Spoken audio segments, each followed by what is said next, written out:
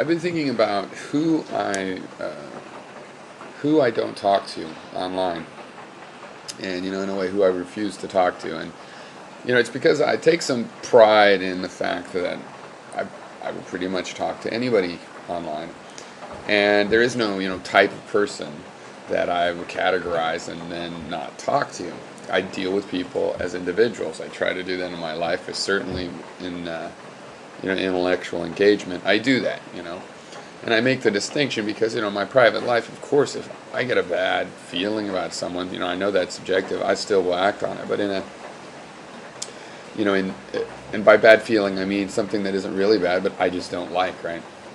In the same sense of as a bad taste, not a bad person, not like some moral infraction.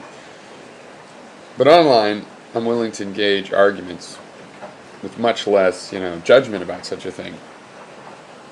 And yet there's still people I end up not talking to. And I've been online long enough that it doesn't really come down to me having to refuse to talk to them. I simply know how to avoid them. I navigate away from them. And it's occurred to me lately, and I'm thinking about what kind of people those are. Well, basically, my motto online is that I'm in it for my own knowledge, for my own expansion. And in a way, it's selfish. I'm definitely in it for myself. In another way, it's generous. It's not selfish because I am open to letting information that you have, things you believe, and your ideas influence me. And if I engage in a conversation with you, I intend to be different by the end of the conversation. I intend to be a different person and have different ideas by the end of the conversation. And you're all here to share your ideas, and I mean, you don't get that chance from everybody. So I think it's a fair mixture there. And some people don't feel like it is a particular compliment because they really want me to think a certain thing at the end. No, what I think will change, but I'm not that likely to just adopt some idea of yours. And the people that I don't converse with online are really those that I don't think will change me. That their ideas are so far out there from what I feel I need to consider that I just don't think they'll pull me in any new direction at all. For some reason, they're either they're misleading. For some reason, in my mind, these things end up to be a net zero. And it's not that the ideas are good or bad. It's because somebody can have a lot of bad ideas, and if I discuss things with them, I'll get nothing but a better argument against their bad ideas. Okay, so that's still worthwhile, but there comes a point with certain sets of ideas. If, for example, it's a set of philosophies that I've never heard a new idea for 20 years from, that it becomes different. See, I'm not going to get a better argument. The only benefit could be to change the other person, and I don't value that. I'm not here to necessarily help change other people if I'm not growing and changing as a result as well. It occurs to me, well, maybe that's selfish. I mean, we are in this, I like to believe that we're in, a public debate, and maybe there's some benefits to contrasting with people like this. They tend to be extremists or people who, people where the psychoanalysis, the psychoanalytical reasons, explanations for what they believe make more sense than the reasons that they give you, that the philosophical ones of their group will give you. Those kinds of groups of people. And again, I don't like to talk about groups of people, but there comes a point where people self-ascribe to a group, and they start to become experts and scholars in this body of thought. And you can learn those things and get them down pat, and you stop learning new facts about them, really. Sometimes somebody might come along with a clever new thing, or maybe a popular movement that is some new angle on it all. And so then you step up and you have to learn that. But it's pretty rare. There's lots of groups that aren't like that. But maybe it would be good for me to talk and contrast. But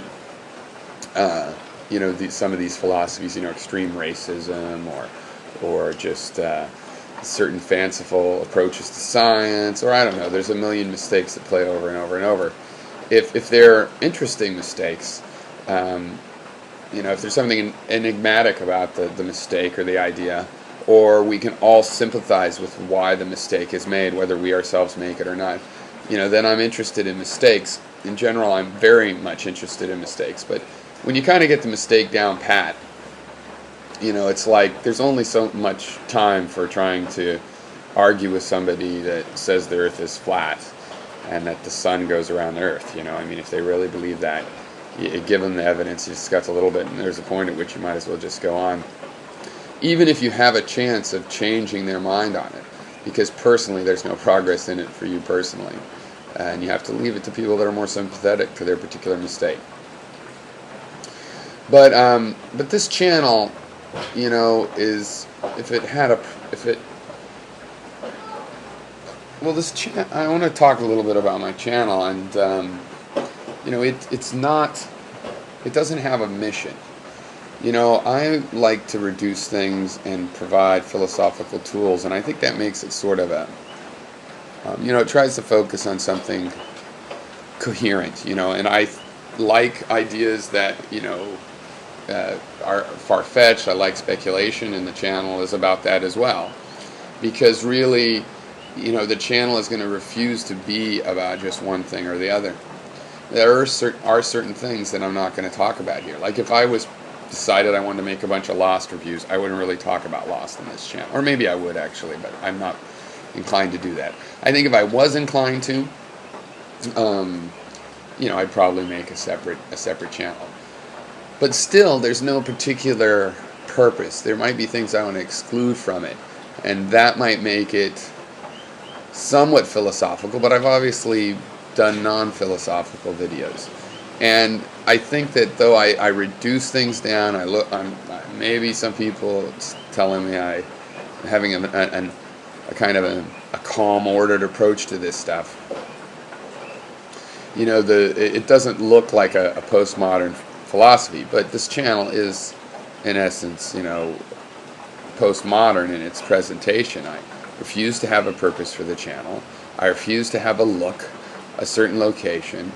I refuse to apply certain production standards or be self-conscious about certain things. Whether or not I think there's a point to being self-conscious about them. Whether or not I think it makes the video better or worse. Whether or not I think that it helps my message to have drunk in a video or not drunk. I use my standard is I feel like making a video, and so I make one. And as a result, I defy any purpose that I put in. You can deconstruct a purpose, you can deconstruct themes or whatever you want to do. But I'm not going to commit to a theme. So as a result, it's not very likely that I'm going to feel any responsibility to give a contrast between me and some philosophy where I don't believe I can learn in engagement with it. And the people that give me feedback through this channel don't need that kind of illustration. They, no more than me, can benefit from that. So I think I'm going to forever leave that up to other people. The